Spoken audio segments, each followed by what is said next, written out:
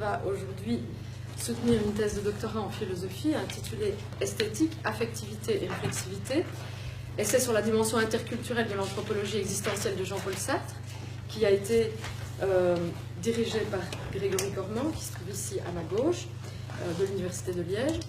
Alors je vais donner la parole successivement à M. Henke d'abord, qui présentera son travail en 15 minutes, puis à Gérard Vanser de l'ENS Lyon, qui se trouve au bout de la table là-bas à ma droite, ensuite à Michel Dupuis de l'Université catholique de Louvain, et ensuite à Antoine Janvier, Grégory Cormand, promoteur de la thèse, et à moi-même s'il reste un petit peu de temps. Voilà, je vous propose tout de suite de présenter votre travail. Merci. Je vous remercie, Madame, de me donner la parole. Madame la Présidente, professeurs, Mesdames et Messieurs, la thèse, c'est qui le blanc? La première conséquence de mes recherches, c'est qu'en traitant du phénomène du blanc, nous sommes au cœur de l'écriture sartrienne. Disons que le blanc ne se définit pas en rapport avec des éléments raciaux, ethniques, religieux. Son identité obéit plutôt à des paramètres idéologiques, doctrinaires, voire ésotériques. En somme, c'est la culture en soi, par un occidental donné, d'une supériorité naturelle sur tous les autres mammifères dont les yeux ne sont pas bleus, dont les cheveux ne sont pas lisses et blonds, dont la voix sonne fort et qui ont un postérieur au-dessus de la normale.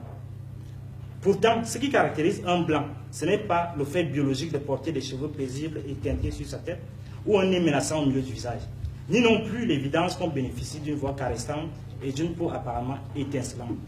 Le blanc naît en l'occidental lorsque celui-ci laisse sa vanité s'abreuver au marigot des différenciations physiologiques. Il franchit alors le pas vers la blancheur que revendique le raciste. Son narcissisme est gonflé à bloc par les avantages que les vicissitudes et hasards de l'histoire irriguent à sa porte. Et, sans s'interroger sur la nature de ses privilèges, il entreprend de travailler militairement à la préservation de ceux-ci. Ce sont ces seigneurs racistes tout-puissants qui écument le tiers-monde. C'est eux qui se cachent parmi les Occidentaux pour massacrer au nom de la démocratie.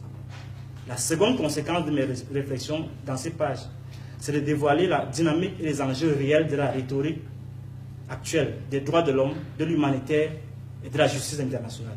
J'estime que c'est une pernicieuse mystification de l'amour qui, en réalité, participe d'une délicate anthropophagie de l'homme moderne.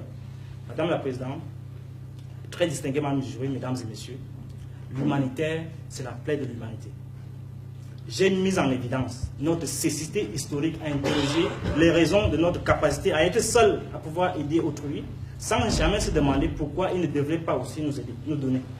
Il est en effet malsain de croire que le sous-homme, le nègre en l'occurrence, est digne qu'on l'aide.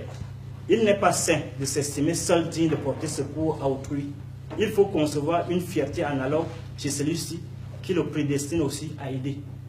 Car autrement, on inaugure et construit patiemment l'indignité imaginaire qu'a si heureusement mise en évidence Sartre.